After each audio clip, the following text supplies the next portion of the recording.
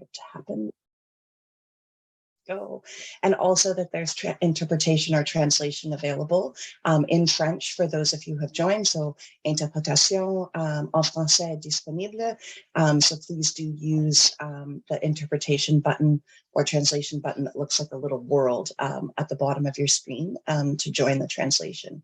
And a thank you in advance to our translators. Merci for your work today. So here's the agenda. We don't have any times beside it. We do have times in sort of our run of show that we're going to try and stick to, but we just wanted to share some really quick reflections on replenishment, and then we'll hear from Françoise and Diane from the Global Fund Secretariat, and as I said, colleagues from the US, UK, and Italy, colleagues from our regional partners, to talk a little bit about reflections, a quick look ahead at the calendar, and hopefully through this, a bit of an opportunity to take pause, take stock, and celebrate the victories that we've had with this replenishment, while acknowledging that we've probably still got some work to do, but some of us might need a little break before we engage in that fully. So welcome everyone. And just a reminder for those who are joining a bit late, there is translation available. So please do feel free to use that, as it should be working. Okay, so Conte, maybe if we could just go to our next slide. So as you all know, GFAN had a strong presence from its many, many members around the world in New York for the 7th replenishment.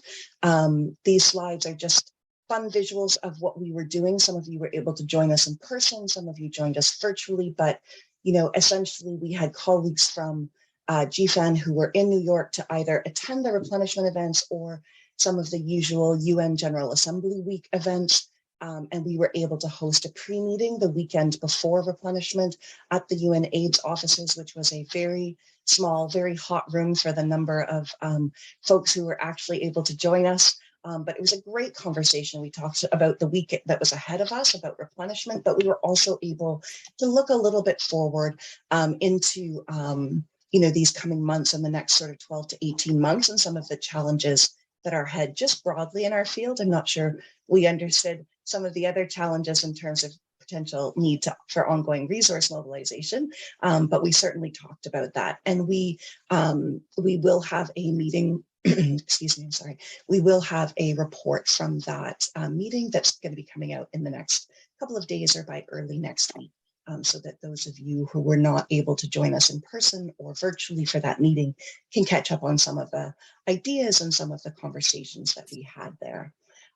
So as you can see, we also had lots of fun at the Times Square where there was Global Fund messaging, and we also had such amazing speakers from the GFAN family and all around the world, colleagues from communities who were speaking at the actual replenishment event on the 21st. And there you can see their lovely, very formal picture with President Biden.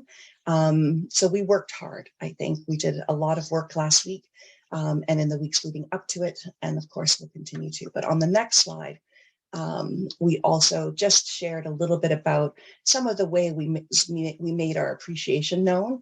And honestly, I couldn't make it work, but the Belgium one that's in the middle of your screen, we had like little knocking beer steins, which was a lot of fun. So I think we had a lot of fun with this to thank those sort of donors who really stepped up.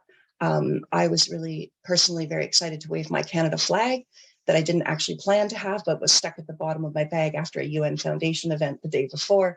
So I was happy to wave it in the room and celebrate what was essentially a last minute 30% increase from Canada that was announced. So we spent, all of you, there was our colleagues from Asia Pacific, our colleagues all around the world who were developing really fun and really strong messaging to thank those donors who stepped up and met the challenge of this replenishment.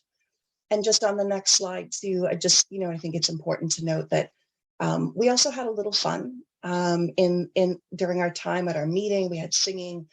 We were able to sit together. Our wonderful colleagues from around the world spent some time in the green room, I guess, waiting for President Biden and to have conversations with them.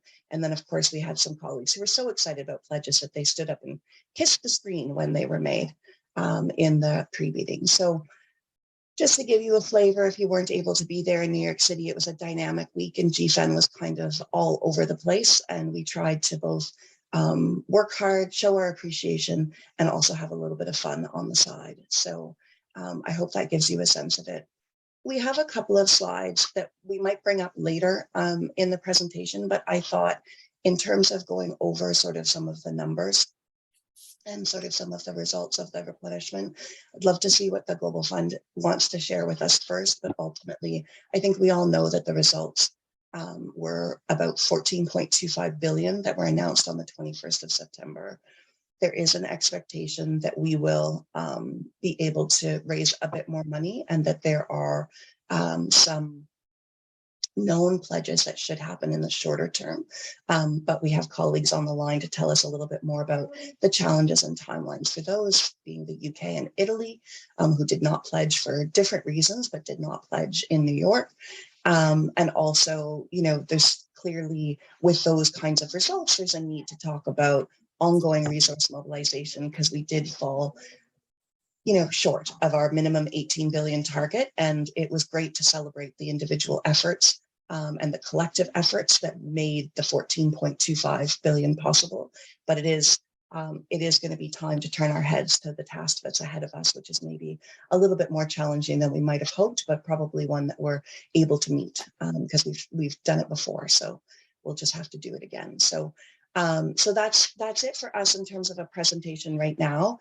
So I know Quentin is going to switch between this presentation and the one for the Global Fund Secretariat. So just give us a second while we do that. But Françoise, please be welcome, and other colleagues from the Secretariat who are joining in. I know Diane will join us in a bit, but Françoise, as Quentin gets the presentation up, I just wanted to pass it to you and from the top, express appreciation from our side to all of you. That was a challenge in those last 2 weeks with the change of the date to keep the effort and the focus on. And so just, you know, congratulations and deep appreciation to the colleagues at the Secretariat who worked under very difficult circumstances. And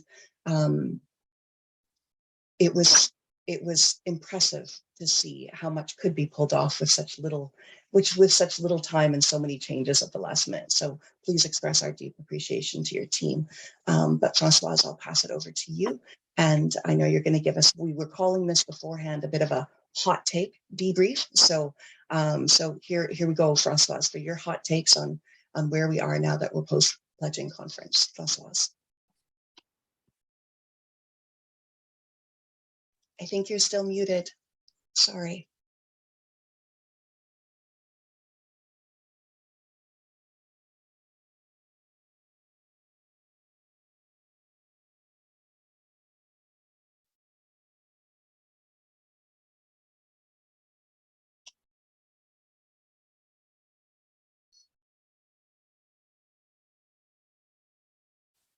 It's just because you got to be with people in person for a little while that you forgot.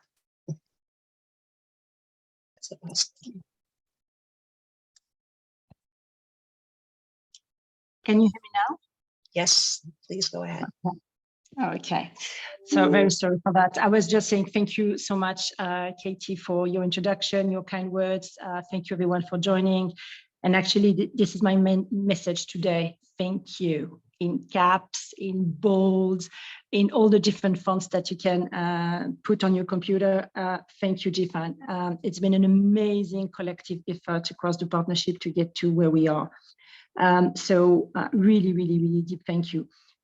Today, indeed, what we are going to provide is more of a top line, first impression feedback. So probably the title of my deck is misleading because it's not going to provide any sort of, very thoughtful, data-driven analysis. It's rather a collection of pictures to share with you, so we can show them later as we go. But just to say, yes, indeed, we are very happy to provide, to share with you our reflections of where we are, what the next steps are, while recognizing that we haven't had the time to go through, a deep analysis. We haven't even checked the data in terms of attendees, in terms of, media, social media impact, and these sorts of things yet.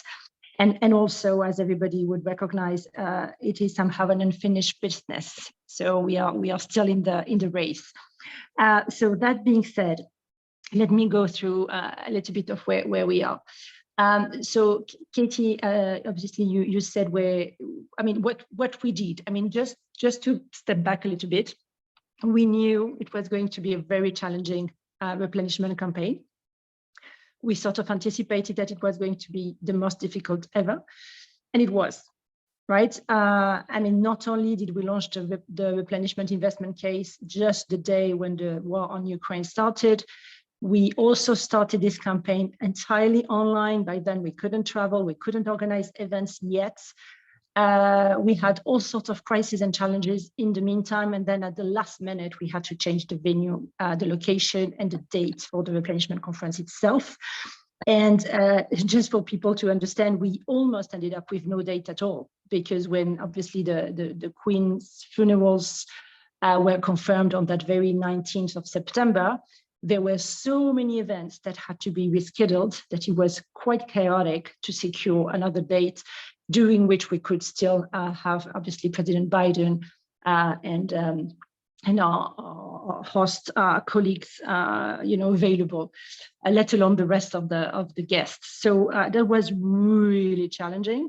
And the fact that we managed to pull off very exciting events, very successful, very inclusive, very creative and exciting, was really, amazing. I don't know that we anticipated that we could achieve that, and during the events themselves, it was extremely stressful. So we did. That was great. So a couple of things in terms of what was achieved. Two things that before we go into what was not achieved, we need to absolutely recognize, acknowledge, and sort of celebrate. One is the level of political commitment that we got during this replenishment. It is absolutely unprecedented that the Global Fund had on the same stage the vast majority of the G7 leaders together, fighting for what counts. While they all happened to be in New York for sure, so that helped. President Biden's leadership obviously helped, but they had many other matters to attend in New York, and they decided to be at our event, really confirming the commitment, the political leadership on the fight against HIV, TB, and malaria, and the trust in the Global Fund. And that is important for the 7th replenishment, but that's equally important for the 8th replenishment, because one of the things we need to absolutely secure is continued, high-level commitment and political momentum. So we think that's really important. In terms of the outcome, in terms of the pledges, obviously we got 14.25 so far. So I don't know if you've seen in the press release, we say so far, and those two words are very important because it's still unfinished.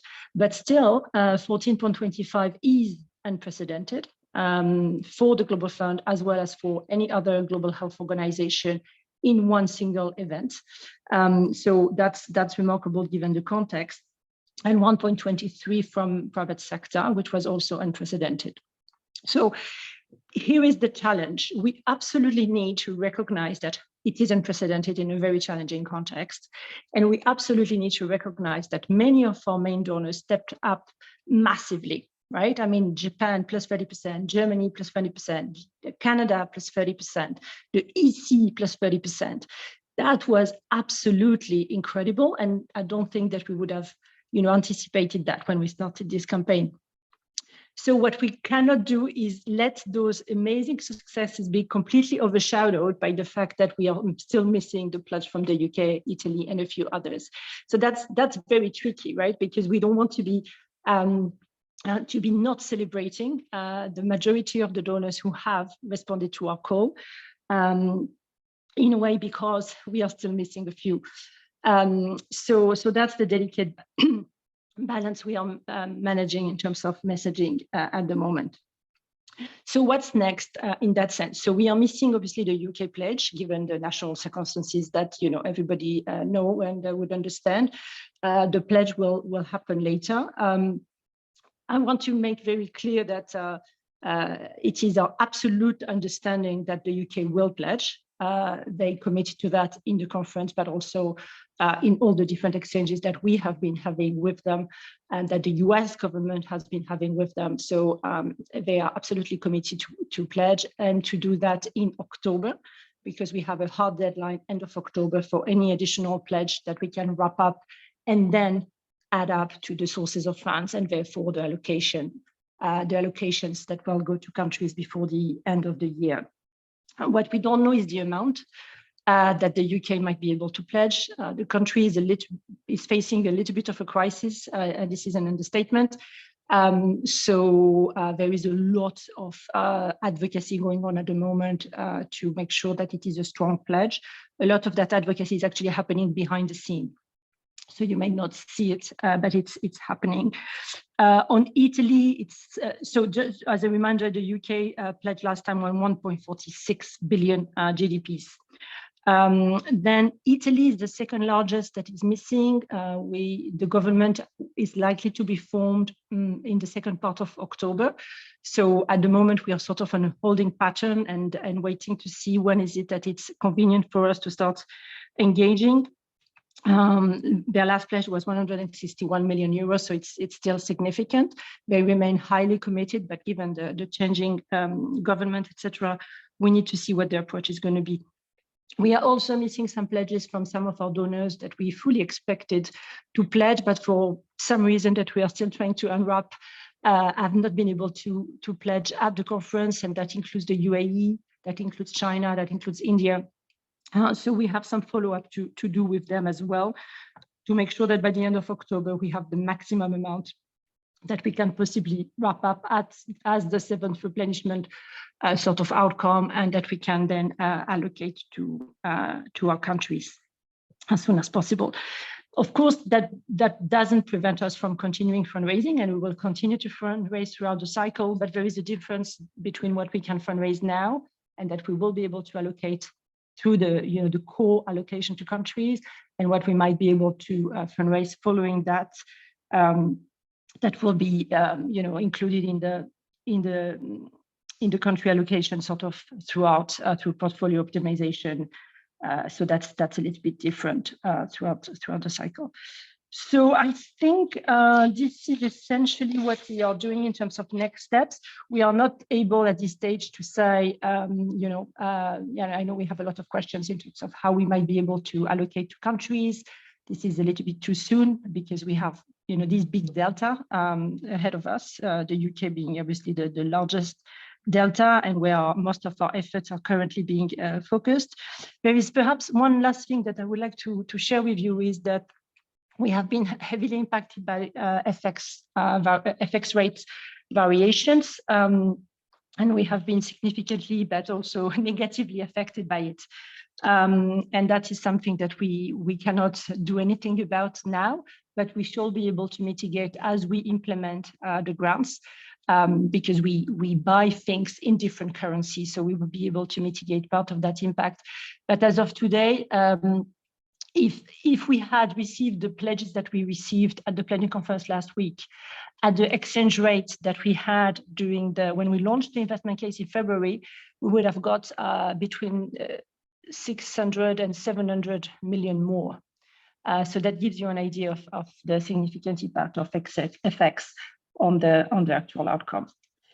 So I think I'll stop here probably, because I don't know if Diane joined or not. I'm happy to say more. I'm happy to stop and have a conversation.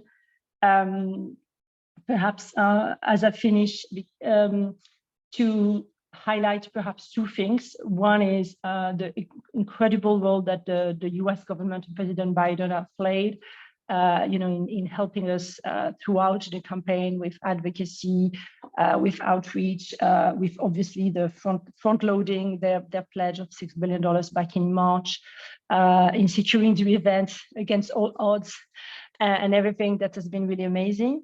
And secondly, all of our advocates across the GFAN network and the community representatives who came to New York and delivered absolutely incredible speeches.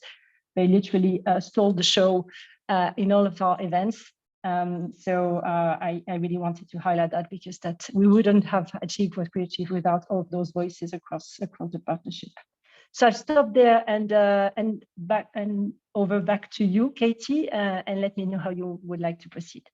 Yeah, so just noting that we didn't go through any of your slides while you were speaking. So you let us know if you'd like us to pull up anything specific while we go through Q&A here. But we do have others who are going to speak, but let's take a pause here for a moment and just ask if there are any questions or comments from those of you in the room to anything that that Francoise just said. So if you're able to, please use the raise hand function and I'll watch the chat. We'll take about 10 minutes to do some Q&A here, and then we'll get back to hear from others, colleagues from civil society organizations around some of these various issues as well. So I see Ross and then Mick. So let's start with the two of you. Ross, welcome. Hi, everyone. Hi to the Global Fund Secretariat staff here with us today. Thanks very much for this. Hi, Francoise, and again, big well done to the team in New York. I hope you got at least 2 or 3 hours sleep before having to move forward again. And thanks to Katie for bringing us all together. Katie, I'm conscious that we have got James scheduled to speak on the UK piece, but I want to take the advantage with Francoise here just now to ask one specific question on those people who can push forward on the UK. And I am sorry to colleagues from all the way around the world who are having to listen to the continual problem child that is the United Kingdom at the moment. But realistically, as traditionally the second or third largest donor, a bad pledge by the UK is going to have significant ramifications for all of our work. So worthy of the time, I hope. Francois, one particular question I had was just around those G7 actors who might be willing to take action. My organisation, Malaria No More UK, has connections to people who we think can animate people like President Trudeau, and I'm conscious that, not least with Katie, there are many Canadian actors who could take action here, but we've understood that Prime Minister Trudeau, is sort of willing to speak up on this one. I don't know if this is something that we could take offline, but we'd love to talk to the Secretariat more on how we might support with allies that we know who can also connect with the Prime Minister on doing that. Is there anything more that you could say on Canada and its likely intent to do outreach to the United Kingdom government? That would be really gratefully received right now. Thank you. Thanks, Ross. And we'll go to Mick first and then back to you, Francoise, okay? Mick, go ahead, welcome. Thank you, Katie. Well, just a couple of things really. I understand that the 14.25 billion is an extraordinary amount, and I think the Global Fund team has done it really well. What I don't agree with is that we should go so over the top in thanking the donors for what they've done, because despite all the rhetoric around economic problems and blah, blah, blah, we all know there's more money there. And it's the fact that they didn't come up to the 18 billion that the Global Fund needs, and that's a minimum, that's not a maximum, a minimum. You know, it shows that they're still not prioritizing HIV, TB and malaria, and they're not prioritizing health when they could. So I would say, yes, thank them, but let's not go over the top and tell them how wonderful they've been. We can't afford to let the pressure off. We need to keep pressure on them and telling them that they need to do more. And I just wanted to follow up with Ross. I support what Ross said about the UK, but you know, we've had a government in the UK that have tried to destroy the UK for the last 12 years. And Truss and her cronies are going to do even worse. Even the IMF have commented on their appalling fiscal policy. So what's going to be, my question, I suppose, on the UK is, what is going to be your approach? You know, are you going to swallow the bullshit that they will give you, or are you going to put pressure on them? Thanks. Thanks, Mick. I think we'll come back to the UK question, which was so eloquently put when we have colleagues from the UK speaking. But also, you know, just Francoise, I would just also point to a question from Margaret from UNF, I think it is, about the deadline for final pledges before the country allocation and determinations to make sure that we get a firm sense in our head today. But back over to you, Francoise, to respond a bit to Ross's question around other sort of G7 and particularly Canadian leadership the comments that Mick made about the congratulations and the slightly over the top, perhaps, in some perspectives. So over to you, Françoise. Thank you very much. Actually, the slides are pictures, so if you want to just go through the slides so that people can see them as you wish, that's perfectly fine. So the UK is indeed the big elephant in the room, as we all know. So we are not being complacent with them at all, and we are following up we were already on top of them before the pledging conference, and we continue to be so since then. In terms of who, how to influence, indeed, in the G7, obviously the US, because obviously this is the host of our replenishment, and they are as committed as we are to get the best replenishment outcome. So that's one, very obvious. Prime Minister Trudeau, indeed, in New York, in sort of a private conversation, did say, and many people heard him say, so what are we going to do with the UK? And he said, what are we going to do? So we think there is an entry point there, and interested indeed in perhaps following up offline with more details in terms of how to mobilize him to influence the UK. There are also other influencers who might and would be strongly encouraged to reach out across the Commonwealth as well to try and indicate the right path for the UK pledge. In terms of the level of thank you, Mick, I think what is super critical at this point in time is the differentiation piece, which I think is what Mark was alluding to in the chat as well. You know, you do have donors who were already the largest and who have decided to increase by 30%.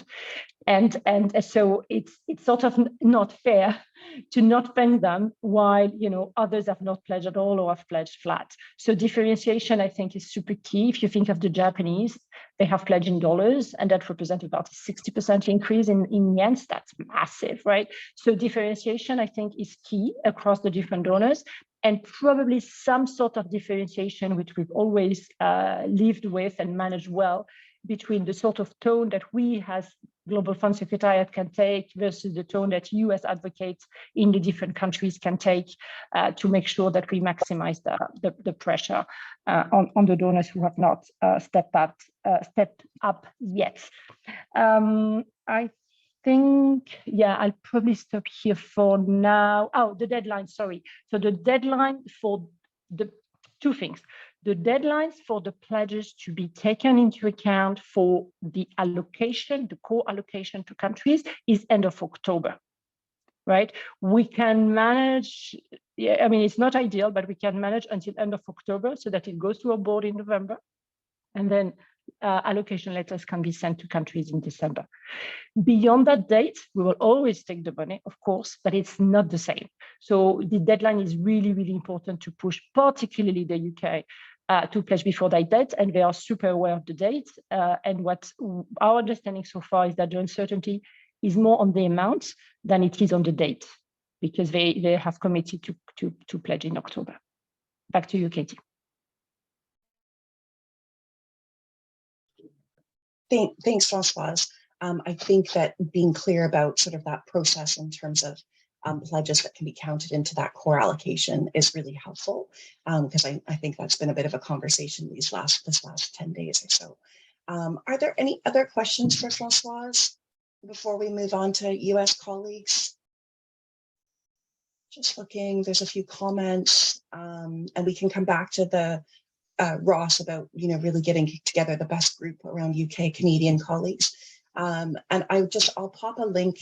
Many of you know that at our pre-meeting in New York, we discussed issuing a statement. And honestly, we had envisioned scenarios kind of like this as GFAN, and yet somehow the reality of it, you know, we just didn't feel like a statement was sort of the right thing. So I, with my COVID brain this week, has spent some time being a bit rambly, and I'll pop a link in about some of sort of my, but also our team's thoughts around sort of the dynamics right now and what needs to happen in terms of ongoing resource mobilization. Because I think, like Mick expressed, like we are cognizant of the need to recognize and thank donors who stepped up and individually made impressive efforts, because those are incredible efforts by some of the donors, given local and domestic context. But there are still so many that we need to put pressure on, and we need to make sure that everybody's still standing up. So I will pop that link into the chat, and I see one more hand raised. So let's do that with Carolyn Gomes, and then we'll revert and see what she has to say or ask, and then we'll go back to our colleagues in the US. So Carolyn. Yeah, thank you, Katie, and thank you, Francois, and thank GFAN. I wondered if we were, I know that there have been some tweeting and thanks for the African countries, but for me, coming from a lower middle income country, it was impressive that people who need the help yet could find space in their budgets to give, to double, to triple, to quadruple their contributions, to make their first ever contribution. Even give, is there any plan at all for acknowledging that it was small money? It didn't take us to any 18 billion, but in Jamaica we say every mickle make a muckle, and for me it's really important to acknowledge that step up by so many of our African colleagues and countries, and thanks to the GFANers there for their work. Thanks, Carolyn. Any final comments, Francoise? Yeah, and I don't think Diane has been able to join us yet. But otherwise, if no, Francoise, we'll just move on to our colleagues from the US. So Mark Lagon is here from Friends of the Global Fight in the US. And throughout this, this replenishment campaign, we've obviously heard from a number of US-based colleagues, but we've had Mark on a number of calls to give us sort of feedback from the US perspective, and just noting how much work that all of our US colleagues, Mark, Chris, Joanne, others in the US have placed into this campaign. And so thank you for that. But Mark, over to you for your reflections in terms of being civil society in the country that decided to host the replenishment. How do you feel this went? What do you think are some of the things we need to keep in mind as we look forward, but also as we continue resource mobilization? So Mark, over to you. It was a pleasure to work with all of you, as it always is, and I'll have more to say about that. This conversation is circling around, making sense of the outcome, and we don't have an outcome yet fully. But there is the dual reality of an amazing achievement, particularly if one considers Japan, Germany, European Commission, Canada, and these two holes in the UK and Italy in the final story. I think we do have to look at how the end game of our advocacy in the world, along with Biden administration pressure on the donors at the leader level, really made a difference in a situation of a miserable currency exchange situation and political circumstances in a number of the countries. But I will say that behind the scenes in the US, the pressure that came from President Biden and Secretary of State Blinken on the other leaders was marked. And true to form in the United States, it was exerted most in the last 3 weeks and a lot in the last 3 days. And that pressure took many forms. France came through, although not as much as we might have wanted, if I may be frank, especially with carving out some of the money for bilateral uses, which will, don't redound to the benefit of communities' rights and gender work. But you'll notice that the President of the United States invited Macron for a state visit very soon. It's sort of a reward, sort of the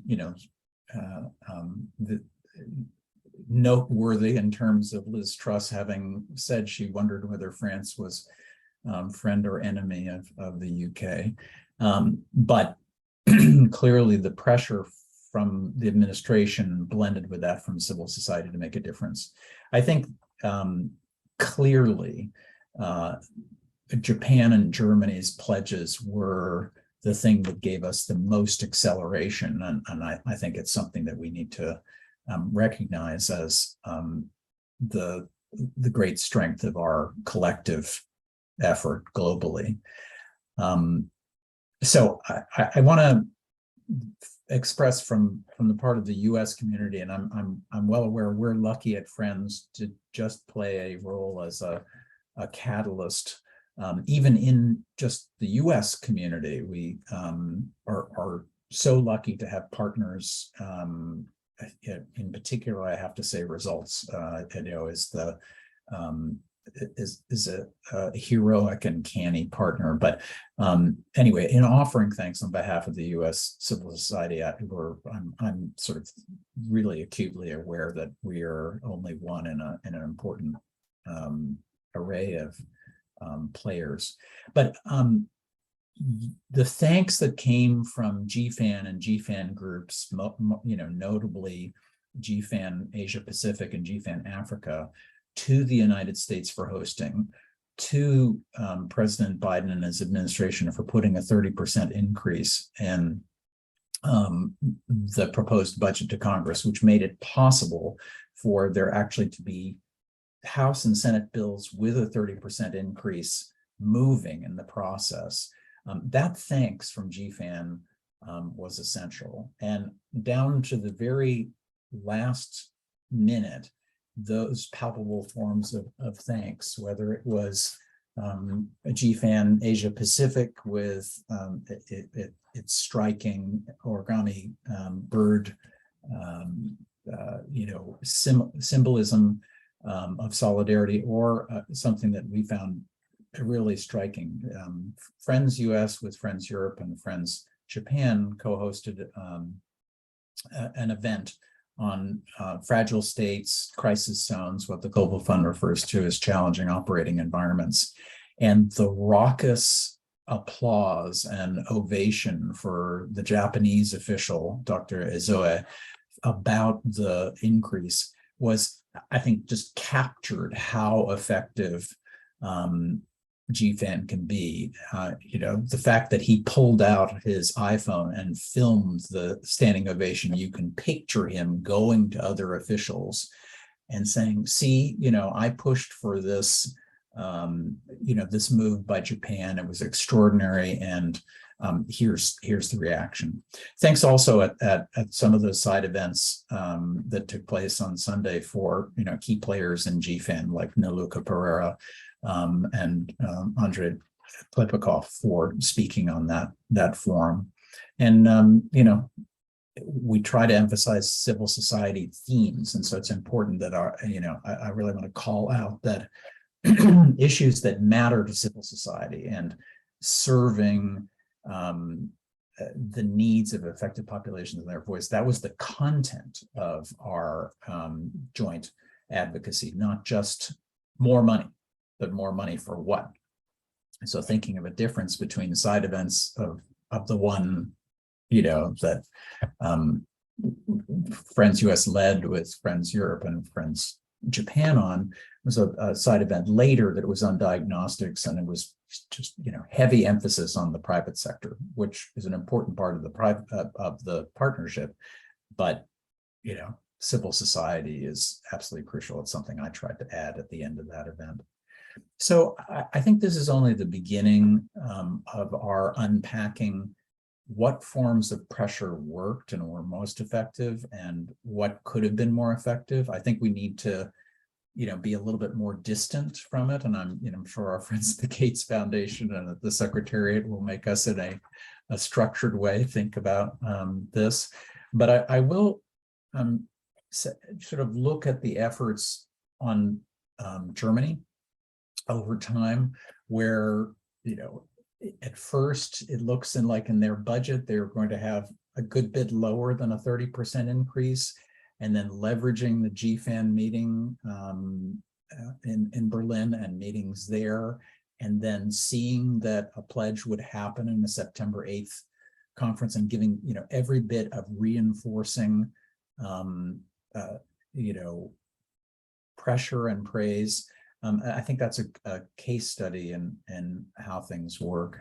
I want to call out, if I may, our other colleagues in the Friends Network, Friends Europe and Friends Japan, who were on it all the time, whether it was the canny views of what's really going on in the Elysee from Friends Europe, or, our super professional and spirited colleagues in Friends Japan. I mean, you really have to think about how getting the health ministry to join in with the foreign ministry in funding, and from their perspective, since Japan pledges in dollars, they went up, as I said in the chat box, from their perspective, a good bit more than 30%. I'd welcome from you hearing where you think the pressure could be more effective. I don't think the way we should go about this is look at the donors that didn't step up and then say that's where the pressure was less effective. I don't think we have to own the populism of the Tory party, or own an election coming and producing a quasi-fascist coalition in Italy to look at that. But I do think we need to examine where we can take steps together as Global North and Global South partners to put pressure on the big donor countries. I really want to reinforce what Carolyn Gomes said. As Francoise noted, there was the difficulty from the very beginning that the preparatory conference needed to be virtual, unlike in India in the 6th replenishment. Those 5 presidents from Africa co-hosting, and the way that set of countries came through with increases themselves was a real success.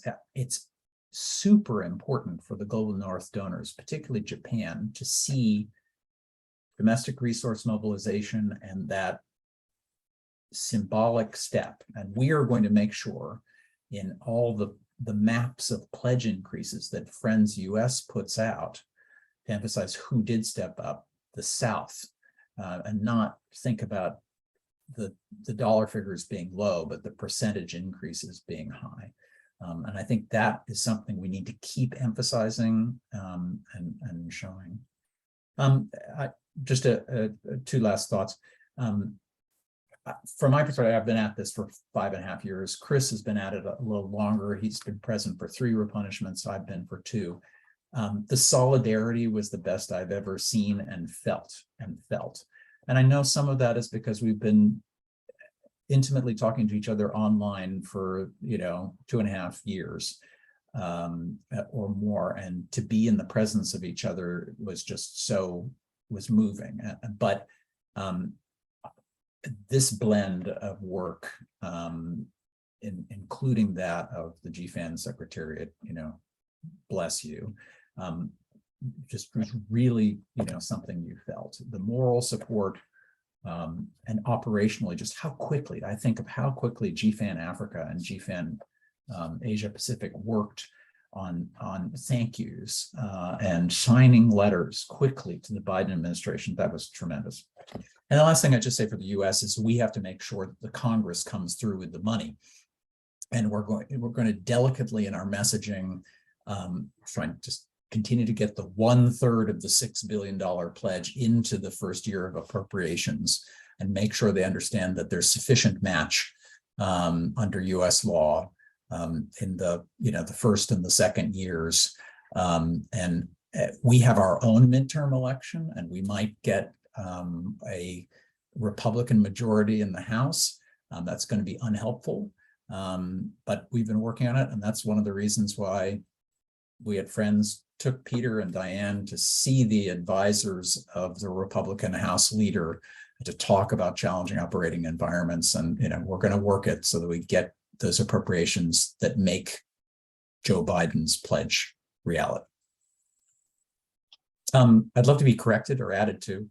Any questions or additions from sisters and brothers here?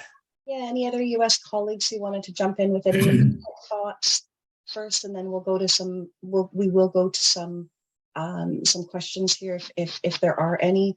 I know I had images, Mark, when you talked about at the beginning, sort of like still figuring it out, like we're still trying to figure out what worked best, and and what things we could learn from for ongoing resource mobilization or the eighth replenishment. And I can remember the last GFAN meeting before the pandemic, and we did engage in like a broad sort of consultation process through that. And so I know you're right that with the Secretariat and ourselves and other actors like the Gates Foundation, we'll be engaging in a lot of conversations and assessments, and using this platform to make sure that we talk about that, so that we are prepared and think about what we want to work for and advocate for in terms of the eighth replenishment, because sadly that will be just around the corner before we know it. So US colleagues, Colin has his hand raised, so I'll let you jump in quickly, Colin. Those what did you call them, Canny and now I forget, but you had such a lovely compliment for results friends, Mark. But Colin, and then Margaret, and then we'll see if there's any need to respond to those or answer any questions, and then we'll move on. But Colin and then Margaret. Thanks, Katie, and thanks, Mark, and the whole Friends team, our fearless leaders. I really don't have anything to add other than to really underscore one of the first things you said, Mark, in particular about the outreach from the highest levels of the US government. And just wanted to say that this group, the extent to which civil society advocacy in other markets, when we were able to share that with the US administration, how inspiring and motivating that was for them to continue to take that high level action. And so those things not just work together to add pressure in country, but actually the civil society advocacy, I think, helped inspire and unlock even more of pressure from the United States. So that that pressure that you were exerting on your own governments was also in turn exerting pressure on the US government to exert pressure on them. So a really beautiful cycle. So just wanted to say thanks to everyone really in all corners of the world who helped make that possible. Thanks, Colin. Margaret? Thanks, Colin. Yeah, just quickly, I mean, just to echo everything Mark and Colin said, I think, so I'm with United to Beat Malaria, formerly Nothing But Nuts at the UN Foundation, and just to say, of course, we're going to continue our direct and grassroots advocacy to push for the 2 billion per year. And like Mark said, hopefully it sticks for at least the first year or two, and then then it becomes a little bit more tricky in terms of the cap. But we'll have our big leadership summit and advocacy day in March, and we had another advocacy day just in early September to sort of reinforce, because what we don't want to happen is for any of the signals coming out of the Global Fund replenishment to give any excuses to not live up to that 6 billion over 3 years pledge.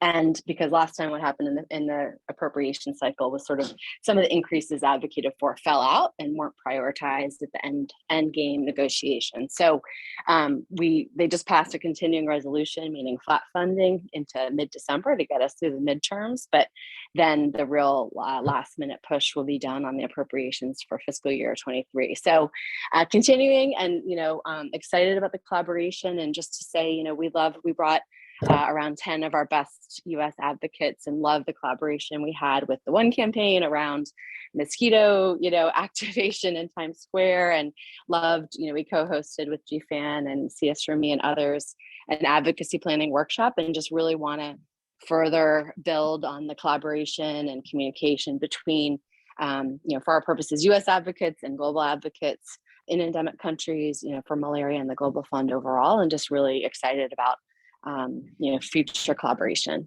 So thanks to everyone. Thanks, Margaret. And I think we also have Mick, and I thought I saw somebody else's hand raised, but it may have been taken down because it was mentioned. But the ongoing collaborations and making sure that advocates are, tooled up for the work that's needed is something that we'll just keep on doing. But Mick, did you wanna jump in here? And then I think we'll close this part off, see if there's any reflections or answers to any of the comments here, and then we'll move on to our UK and Italy colleagues. But Mick, go ahead. Yeah, just very briefly, I mean, because Mark touched on how we analyze our campaigning, our advocacy going forward to see what's most effective. And it's quite a difficult task with communities and key populations to get them mobilized and supportive of Global Fund replenishment when so little of the Global Fund funding trickles down to support key population-led programs. Now, I know that's not a specific question or issue for the replenishment as such, and it's more about how the Global Fund use the money. But in terms of our advocacy, we can increase the support for replenishment if we increase the benefits that key populations may get from the Global Fund. I know it's a bit of a tenuous link, but I think it's an important link because, you know, the communities I work with, it's difficult to mobilize them around replenishment when they're seeing so little of the benefits of the Global Fund funding. Thanks. Thanks, Nick. I think that's a helpful reflection and a reminder to all of us in terms of those dynamics and the fact that as civil society and communities in the strategy development process, we hammered home collectively about this issue and need to continue to work on that. Mark, I just throw it back to you for quick final reflections. Yeah, I just want to, we have to talk about an elephant in the room, which is the COVID and the PPR situation. The United States was seeking donations to, the FIF at the very same time as it's seeking donations for this. The U.S. was encouraging the Secretariat to, focus on the message of the core AIDS, TB, and malaria, missions of the Global Fund.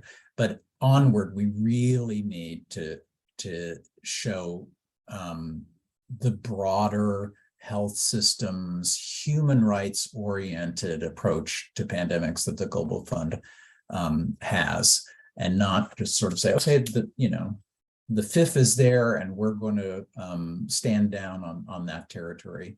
And whether it's CSDI in Vietnam, Wacky Health results and Friends playing a role in emphasizing those human rights themes, but let's just remember that. And that was a problem.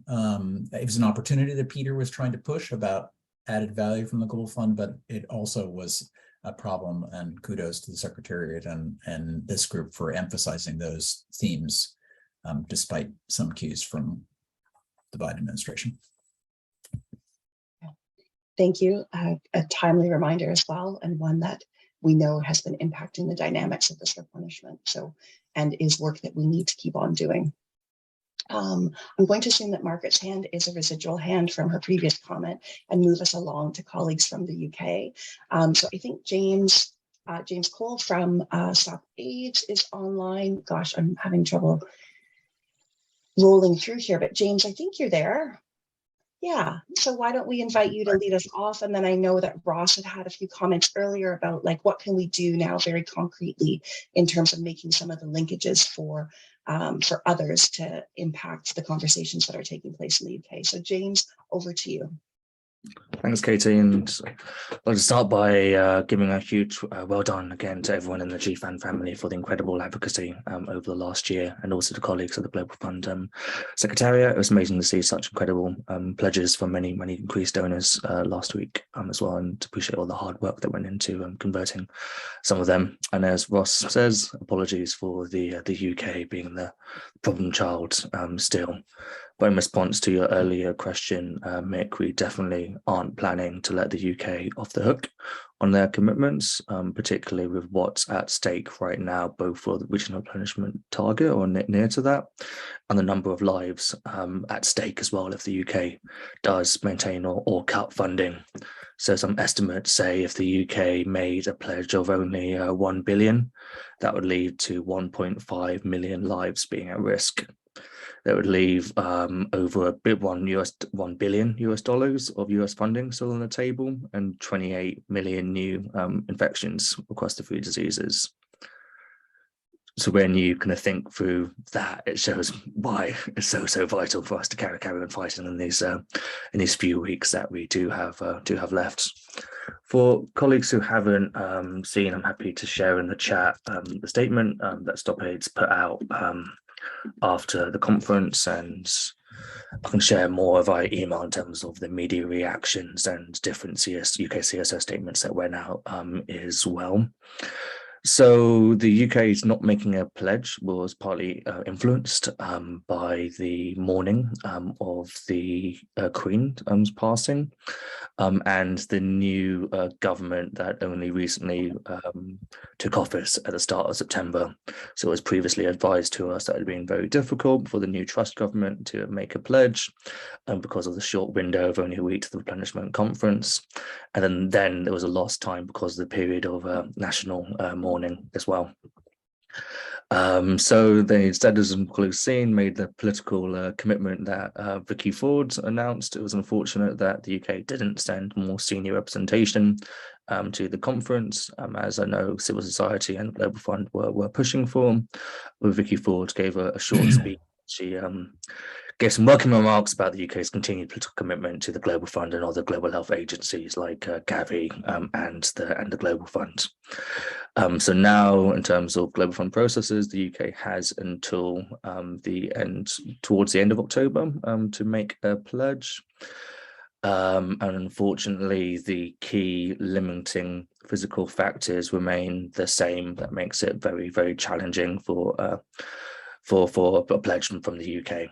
So being the cut from 0.7 down to 0.5% GNI, the UK trying to put all of its domestic refugee spend for Ukrainian refugee scheme into the 0.5 budget. So some estimates say this could be upwards to £3 billion, which is a quarter of the aid budget for this year, or our entire humanitarian spend of UK aid for the next few years. As well, and then of course the economic downturn caused by our government's recent actions over the past week as well, to makes it even more challenging. But of course, all countries across the G7 and the broader world as a whole are going through the same challenges as us, and we saw steps taken by donors like Japan and Germany to increase their pledges despite the similar challenges. So we're pushing for renewed leadership and taking these innovative approaches from the UK. There's a few steps they could easily do to take this, for example, by ensuring that our generous support to Ukraine is additional to our 0.5% GNI spending, and we're carrying on pushing this message to parliamentarians and the government to hopefully make that political choice. But we only have a few weeks and a few difficult weeks ahead, with Parliament currently being on recess. I know that the Global Fund Secretariat, as Francois was saying earlier, is doing amazing work behind the scenes and publicly on this. And likewise for CSOs, both in the UK and internationally, I think we're throwing everything we can at this. And we'd really be pleased to speak with any of you, if anyone from GFAN want to be more involved with the campaign and offer any support. Just to quickly touch on a few things that we've got planned coming up in the next few weeks in terms of activating and further mobilising our parliamentarian supporters, particularly amongst the Conservative parliamentarians. They've been very mobilised the last few weeks, particularly with private conversations with key ministers and the Prime Minister. We're continuing to do this. The HIV parliamentary group has a meeting with the Foreign Secretary coming up in the next couple of weeks, and likewise a new FCDO Minister, Zach Goldsmith, will be meeting with representatives from the three parliamentary APPGs representing HIV, TB and malaria. The shadow development team and broader Labour parties are very mobilised as well to put as much pressure as they can on the UK. I was just at the Labour conference this week. We had some good discussions with representatives of the shadow team, and we had the shadow development minister join us on a boat on Monday with messaging around we can end AIDS with 2030. Don't miss the boat, which worked very well until the police told us to stop being on said boat and had to leave. But thankfully got some good footage and coverage after that as well. Parliament is back sitting again on the 10th 10th of October. So we're hoping to secure more parliamentary debates and questions around that time, in addition to the meetings that I referenced before. In terms of public campaigning, the One campaign put out an e-action targeting the Foreign Secretary. So pleased to share that if colleagues wanted to help amplify that as well. And various colleagues are working on different social media assets as well. Tomorrow, I'm pleased to be meeting with Rachel from GFAN AP to discuss ideas around a UK-focused day of action, building on the really welcome support that everyone gave to the UK-focused day of action back in June, ahead of CHOGM. We're keen to explore what more we can do both online and offline in the week of the 10th of October. So when Parliament and government returns back to office, they feel that the world is watching them and needs the UK to step up as well and seeing the cost of inaction. And on the media, with the UK not making a pledge last week, there was a lot of critical press coverage about the UK doing that, particularly from a diplomatic perspective of the UK abandoning its G7 partners and stepping down on the world stage. We're keen to do as more of that as we can, have various different op-eds in the works from key parliamentarians, and other actors in terms of civil society campaigners, advocates, and conservative parliamentarians as well. And then keen to see about also how we can leverage other influential voices as well too. So I had a good discussion on Monday with the Global Fund Secretariat, particularly around leveraging support from Commonwealth countries and G7 countries on the UK, and it'd be great to speak offline with, again, following the discussion earlier in the call around Canada and other countries we may be able to get more from over the next couple of days, couple of weeks as well. And similarly thinking about what we've done over the past year in terms of engaging with like former leaders and other voices and celebrities that we can get out again for this final push that we have now as well. But if anyone had any questions, happy to share more about our plans, and happy to give a write-up of some of the key actions that we have planned to, if anyone wanted to see a written version of some of the things I didn't mention on this as well. Also happy to pass on to Ross and anyone else from the UK for any thoughts, analysis as well. Thanks, James. Yeah, this would be a good chance for Ross or others from the UK if you wanted to jump in quickly before we go to any comments or questions. Not hearing anybody jumping in must mean everybody agrees with everything you just said, James.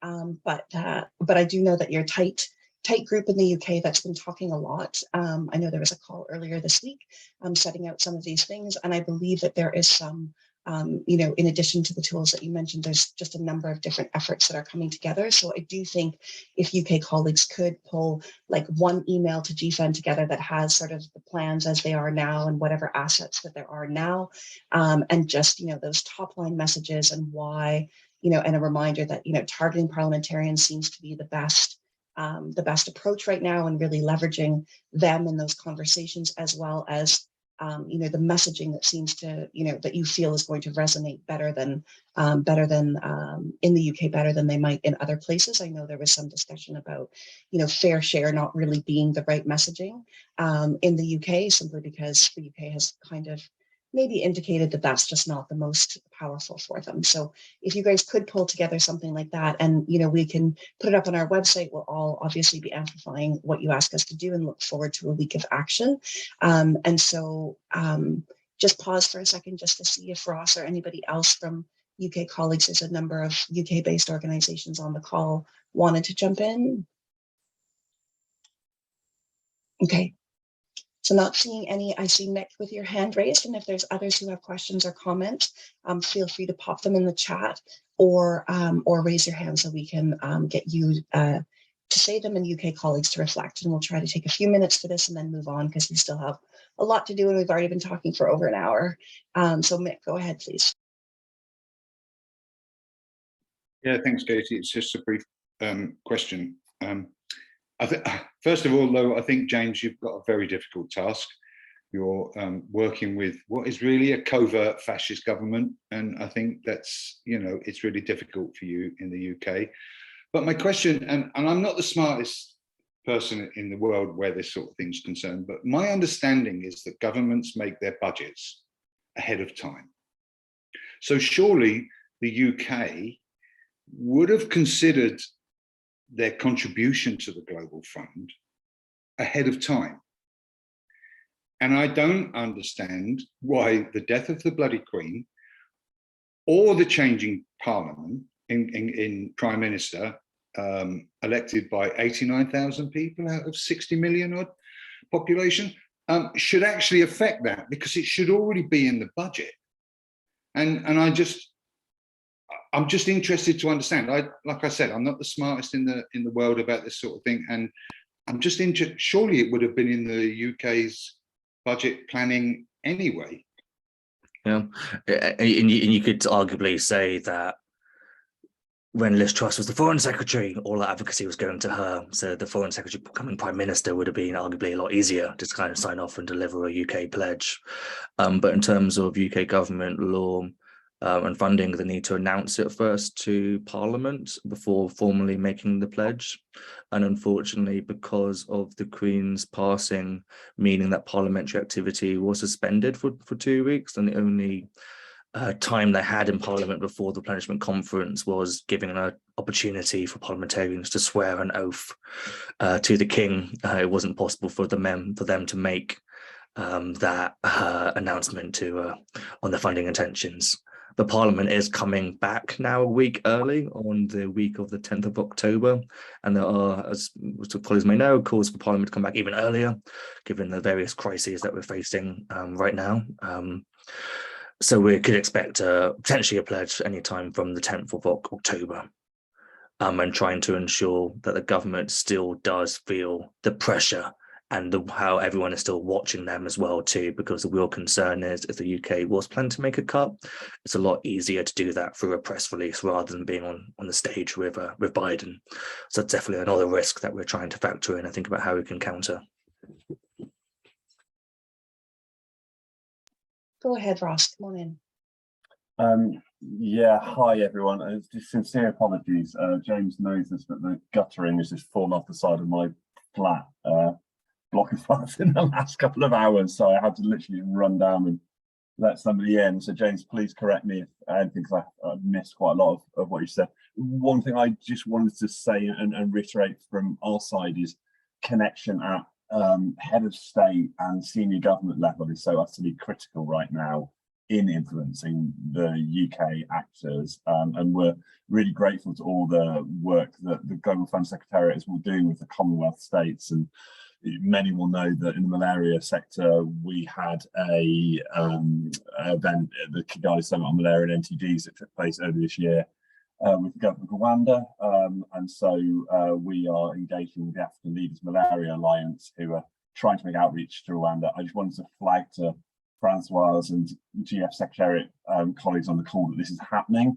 And if there's any way that we can sort of ensure that we're not either getting each other's ways or complementing as much as possible on this one, I'd be really grateful to the Secretariat to help steer us a little bit more on this one. As it is right now, we're doing everything possible that we can do to work with the African Leaders Malaria Alliance, who President Kagame and obviously several other presidents and prime ministers were the chairs of over the last 12 or so years. But then just a wider note to civil society actors here, that all and any pressure points are powerful, but we really feel at this stage that it's ones that go direct government to work or significant legislator actor to legislator here. A good example being some of the Conservative backbench MPs in the United Kingdom who may still have some power of pressure or ability to convince for a potentially higher pledge. Sorry, James, I hope I haven't covered anything. Apologies for my guttering just falling off the side of my building. Sorry about that. I think that's all helpful, and I just think if I think we do need to move on, James, unless you want to pop in on anything there. But I do think that it's just helpful if over the next few critical weeks that we just keep UK colleagues continuing to keep us all informed through the GFAN listserv and letting us know how we can support. But James, did you have anything to wrap up? Okay, all right, good. So thank you to UK colleagues. And we wanted to turn it over really quickly to Stefania in Italy to give us just a quick sense, Stefania Burbo, sorry, just to give us a quick sense. It's very early because the election was just earlier this week, just a few days ago. And so still figuring everything out. But Stefania, just some quick thoughts from you. I know Françoise mentioned a few things during her presentation, but some quick thoughts from you on where you're trying to head in Italy and whether that end of October sort of deadline is something that you feel you might be able to get to in Italy. Stefania? Thanks, Katie. Yes, the problem is that as far as I know, it will take at least a month before we have a new government. Therefore, again, as far as I know, not earlier than October 27. That's why there are some mandatory steps. On October 13, both chambers of the parliament will convene. Then the presidents of the two chambers will have to be elected. And then the parliamentary groups will have to be formed.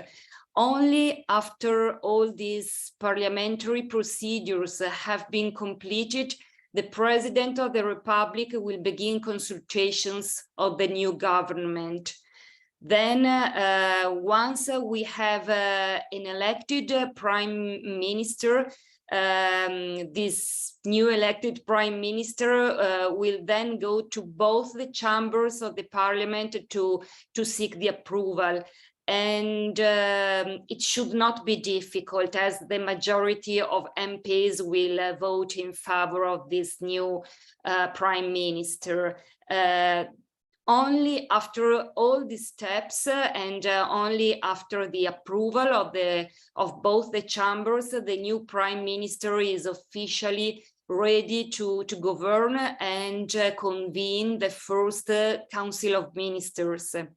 So as end of October or early November is the deadline for final pledges before the country allocation determinations, then this could be, in my opinion, a challenge in the case of Italy.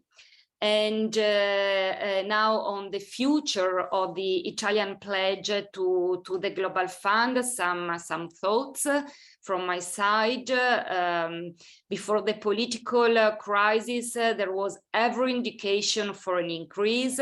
And then as the pledging session was scheduled just a few days before the elections here in Italy, the outgoing government in office only for current affairs decided to leave the decision to the next one. Although an indication, in my opinion, was given as the outgoing Vice Minister for Development Cooperation at the pledging session confirmed the pledge from 3 years ago and said that an increase would be announced in the following weeks. We hope, of course, that this indication will be taken into consideration from the new government and that the 30% increase from many donors will push the future Italian government to a similar direction. But we honestly can't say now. We are waiting to know who the new foreign minister and the new vice minister for development cooperation are. And once the new institutional framework is established and we know who our key decision makers are, of course, we will start implementing a new advocacy activities. So just a few words on what we are doing right now, as we don't have currently institutional interlocutors. We are working with the media. And so a week before the Global Fund Pledging Conference, we launched a press release about the event, and then a press note after, and also an interview. And then last week, an article was published on the national newspaper Il Fatto Quotidiano. And of course, the Global Fund replenishment and the pending Italian pledge were included. And we should also have a video interview with a major news agency in the next few days. So these are our next activities. I will stop here because I know that other colleagues have to speak. Thanks, Katie. Thanks, Stefania. I think it's really helpful. And just, you know, once again, who would have thunk a few months ago that this is where we would be, but all of your great advocacy, as usual, and that of other colleagues who work in the Italian space, you know, does have us in the best possible situation, I think. And just we'll look forward to hearing from you in terms of, you know, how we can support and amplify, or, you know, send in and pounce on those new ministers or interlocutors when needed. So you'll keep us in touch on that. But Francoise, I heard you listening closely and nodding, and just wondered if you wanted to add anything else from your side. But I think the end of October is the ideal for receiving pledges, right? But pledges can be received after that, and adjustments can be made at different points in time. But we do want to try and encourage most of them by the end of October, because that's the easiest and the best way to get it in core allocations. Is that correct, Francoise? Oh, we're not hearing you again. It's okay. If you want, yeah, it's okay. Or you can put it in the chat. It is correct. Okay. So yeah, so thank you. And Stefania, there's a question from Peter Wiesner in the chat that maybe I could ask you to respond in the chat, because we have, as usual, we have so much good discussion and comments here. We will always take the money afterwards, absolutely, right up to the last minute. And so we will just move on, because we do have colleagues from GFAN Africa and GFAN AP, and we just wanted to invite colleagues from GFAN Africa, who you know, just to give their quick reflections around, you know, the experience of the preparatory meeting being hosted by 5 African governments, and how that played out during this replenishment, and any plans to sort of use their championing going forward on DRM issues, and ensuring that more pledges are made and more pledges are converted. But I think we have Sam from the GFAN Africa Wacky Health team online who's going to jump in on this. Sam, could I turn it to you? Yes, hi, Katie. Hi, Sam. Yeah. Go ahead. All right, thank you. From my experiences with the preparatory meeting, we can say that we have a couple of experiences that we can appreciate. And first is the willingness of communities and civil society to come together and engage.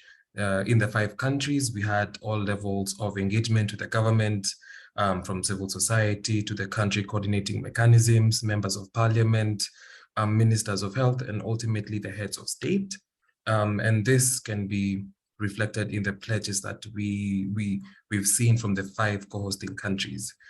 So that willingness from civil society and communities to come together and engage the government truly came in helpful when it came to the 7th replenishment advocacy. And then the other thing is the partnership and the collaboration that we had, especially through the Torch Caravan. The 20-country journey that we had last year was a good build-up to the advocacy that we did this year. This emphasizes the fact that our advocacy cannot stop. As you rightfully said, the 8th is just around the corner. So that continuous engagement with them really laid the groundwork that allowed us to engage with them and to do so successfully. Then the regional campaign that we had, Meet the Target, was a good rallying point for all the countries. The messaging was quite similar, and we appreciate the support that we got from the Global Fund Secretariat, but also GFAN and GFAN Asia Pacific. All the materials that we got enabled us to engage the different missions and the different people that we needed to engage within the countries. So that was really a good learning point. And then finally, we continue to do the DRM advocacy, and we will continue focusing on increasing domestic resources for health, but also ensuring that the countries actually meet the pledges. For the 5 countries that we've been working with, we'll continue working with them. The partnership was quite fantastic, and we already have more countries joining the list, including Malawi. The head of state came out very strongly supporting the Global Fund in the lead up to the replenishment. So we look forward to continuing that. Thank you, Katie. Back to you. Thanks, it's really helpful. And I know, the efforts will continue, and using the champions that, were sort of created as from those hosts, and continue to use that in our efforts, and look forward to hearing more from you and other colleagues about how we can support that ongoing domestic resource mobilization effort, as we, have noted earlier how important that is in some other, in donor countries, to hear that as well. And so making sure that we find the right ways to collaborate together and make sure those messages are heard in both places, and support the work that you guys are doing. It's now it's time for that. So thank you so much, Sam. Appreciate it. Also, maybe just to add that we look forward to supporting the UK advocacy, especially through the Commonwealth countries. We had some engagement in the lead up to the Commonwealth heads of government meeting, and we understand that more push is needed now. We also collaborated with some UK advocacy engagement in Rwanda. So we continue to support that work across the continent. So James will be happy to connect with you on that. Yeah, and I think James did have to drop off because of another commitment, but we'll make sure, Sam, if you don't have James's contact, that you have his direct contact, so that you guys can be in touch. And I'm not seeing any hands raised, so I think I'll pass it to our colleague Rachel from GFAN Asia Pacific, and then come back to the group to see if there's any questions or comments. Oh, look, we have our lovely cranes are up. Fantastic. And I have as others have been showing off, I have my beautiful container of cranes here. So Rachel, over to you, and then everyone will come back for any Q&A for either Sam or Rachel after this. Rachel, thank you for speaking. Thanks so much, Katie. Please take a selfie with that at some point. Also, with your family, if needed. I think we want to thank you and your family and all of your families for all those present for this amazingly, astoundingly ridiculous year. So from GFAN Asia Pacific, much of this you would have seen already, so I'll just move hastily along, skipping the timelines. We're already past that. This is a similar slide. We wanted to show some of the activities that are in-country partners focusing in Africa, in Indonesia, in South Korea, and India this year earlier, and Vietnam. So as part of the work, we had also worked along rallying call statements. I think some of you and many of you have mentioned them in the past, more specifically, and which is something that I would have added in the reflections, but in retrospect, I'm adding it here, is that we didn't have to go back to our partners every single time there was a letter that needed to be signed, because we gave them the promise that before each letter is signed, we would share that with them, but we're collecting your signatures in case, so it's an opt-out, not an opt-in option. So we did that, and so readily we always had about 300 signatures on organizations and not individuals that would be ready to be appended to many of the letters that were shared. We're still having the youth letter open, so if people are under 29, under 30, 29 and under, please do sign on for this. We're going to be working with the UK partners regarding a youth statement, which I'll elaborate upon a little bit more later. This will be obviously ongoing till October, end of October, given that we are still pushing for certain large donors, but also implementing country donors to sign on, to pledge as well. I'll come back to that a little bit later. This one is something that we've been working with GCTA, the Global Coalition of TB Advocates, regarding a social media campaign around TB. We'll probably still come back to some of the messaging, probably fine tune it a little bit, and target that for the following week that's coming along. So moving forward and on next steps and reflections, and I suddenly remembered we do have translations, so I'll start slowing down a little bit from here. So a couple of reflections. This is some of the cranes that we gave to some of our partners, to some of the donors. You see Edwidge in the middle with all the bags that she's going to bring to the Bill and Melinda Gates Foundation. We still have many of the cranes that we are hoping to be delivered to individuals at the upcoming board meeting. So if you haven't received your version, please don't feel slighted. It would be coming to you soon.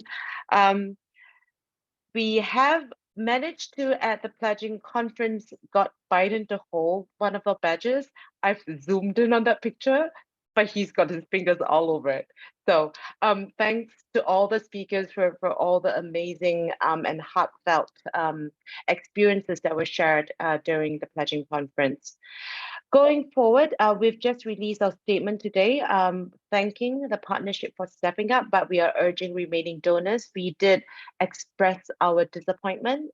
It wasn't dismay. It wasn't as strong as dismay, but we expressed our disappointment and urged the remaining donors to step up in this statement. We have 3 quotes that we will be sharing over the next 3 days from the individuals, and hope that people can join us in retweeting and the quotes and tagging the UK leaders as well as the relevant Italian leaders as needed. So following up next, so there are big blind spots: Singapore, India, South Korea. If those that have not watched the news, we had a slight political incident given the murmur that was captured on national TV and blasted over global news around the president of South Korea saying something to the effect that, given what Biden has done, we hope the PRICS will agree to the something in Congress. So that's something that we're going to be following up with South Korean advocates around. Not just thanking the president, but also thanking by going to members of the parliament just to reassure them of the partnership with the Global Fund, etc., etc. Thailand has not touched either. We are going to be working with the Global Fund Secretariat on countries such as Singapore, India, Thailand, and China, taking their discretion, taking their advice on how to move forward on this, because these are some, for China, it is sensitive. I think Katie did mention that there are political differences regarding US hosting that event, but my understanding is that there have been several discussions ongoing with the embassy in Switzerland and the Global Fund Secretariat around pledging. We're still going to be following up on the remaining pledge that could still potentially come from Indonesia, not only just from the government, but also from private sector. So these are some of the areas that we're looking at. For India, we understand that there have been conversations ongoing, a lot of confusion regarding who was representing India for the pledging conference, and that is why they didn't show up. My understanding is that the amount is very little to be desired. It is an increase from the last replenishment, but not significant. We are working with James and partners, as mentioned, around the actions and that we would be looking at doing in the Asia Pacific, social media, in person, as well as working with Gen Ended on a youth statement, following the youth statement that we had done and the partners that were involved. We have thank you events in the pipeline, primarily in Indonesia at this point of time. We're going to be looking at also having events in other countries over the next few months, hopefully after the allocation methodology, so that we're more clear about how much we want to thank them. We have started working in discussions around NFM4 already, including on domestic resource mobilization. And also there is the GFAN family retreat that is coming up that we would be looking at debriefing more amongst ourselves. And reflections. I think Francois mentioned around time constraints. I think it has been very difficult for many of us, but it has been supported by the close collaborations and complementing work and activities with many of our donors, yes, partners, and especially with our regional partners, such as GFAN Africa.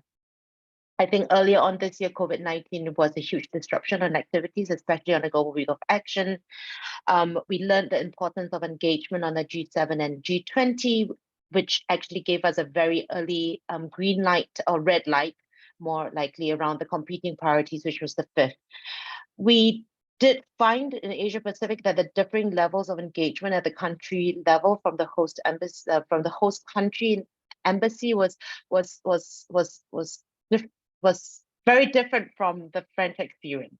So I think that's something that we need to work on a little bit more in the future and earlier on. I think having France announced that it was hosting it so much earlier on was very, very helpful for us in terms of planning activities and moving forward. We do still need earlier and predictable funding for a lot of the activities, especially at the country level, and hoping that that's something we could look at going forward. we're still finding it challenging, given that people have gotten so used to engaging online and they're not that much engaging offline anymore. So we're hoping to change that in the coming months. So thanks, everyone. I do want to thank everybody, especially members of the Secretariat who might still be on, that we do acknowledge that has been really hectic and tremendous for many of you, and thank you for all the work that you do, and specifically also to my country partners in the Asia Pacific region, and to my colleagues Anu and Niluka for all the work that they've done for Asia and Pacific to work with many of you. Thank you. Bye. No, don't leave just yet, Rachel, but thank you. I think that's really helpful, those reflections. I think a lot of us can see ourselves in some of those reflections, and I'm sure that there are more and we'll have more opportunities to get there, but really appreciate you taking the time to run us through those and sharing those with us. We're kind of at time here, and apologies to everyone, but there was a lot to say and a lot to discuss today. If there are any quick questions or comments for Rachel, the chat is a great spot for that. I know Clantain's just going to pop up a quick slide that we had just in terms of some of those key dates that we talked about, late October for the deadline for pledges to count towards country allocation, and then after that, other work will begin to figure out additional pledges that come in after that, and just a few key dates that are top of mind for us here, because they'll be ones that we plan to sort of engage on and continue some of the pressure around all of these things that we've talked about, pledges and ongoing resource mobilization in the coming months. So just popping that up for you there.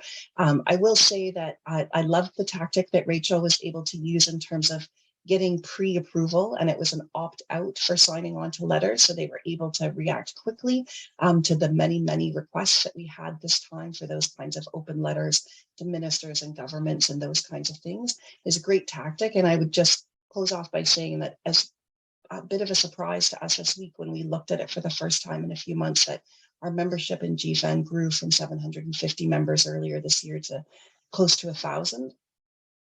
So it's just to say, and a reminder that there's a lot of us out there. There's probably a few duplicates on that list, but there's a lot of us out there that are willing to support these efforts in an ongoing way. And there's even more than we expected, quite frankly. We had no intention to try and grow our membership, but just to make sure that we were sharing information with those who were there as much as possible. So lots to continue to work on, lots of reflections still to come, more analysis that needs to be made, and still a few, really big unknowns in terms of how the next few months are going to play out. But just a thank you to all of you for joining us today. A thank you to those who spoke and presented, and a thank you to everybody for all the work that we've done and the collaborations. My personal reflection is, while we would all always prefer to be together face to face, it's more fun, it's more dynamic. I feel like we get more out of it, but at the same time, I think we had a really strong amount of collaborations that were possible in part because they were mostly virtual over the last 8 months, because we could bring in all the right people into the conversation if we could get their schedules to align.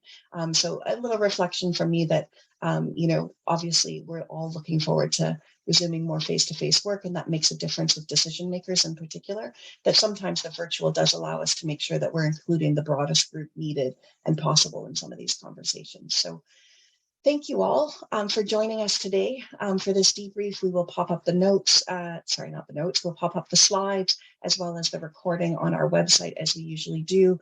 We'll keep updating our website with additional tools and analysis, and just really looking forward to keeping up the collaborations, but hoping that everybody does get a little bit of rest. And that includes our friends at GFAN Africa and Asia Pacific, our US colleagues, and our colleagues at the Secretariat. So thank you, everyone. Have a great rest of your day, and we'll just restart our regular GFAN calls here soon and get that out to you so it's all in your calendars. So thank you, everyone. Have a great rest of your day, and thanks for all of your work so far. And the beat continues. On continue. We still have some work to do, but we'll do it together. So thank you. Have a great rest of your day. Thank you, Katie and Clantain, for all the collaboration and hard work. Bye, everyone. Thank Have you, a good day. Thank you. Have a good day. Bye.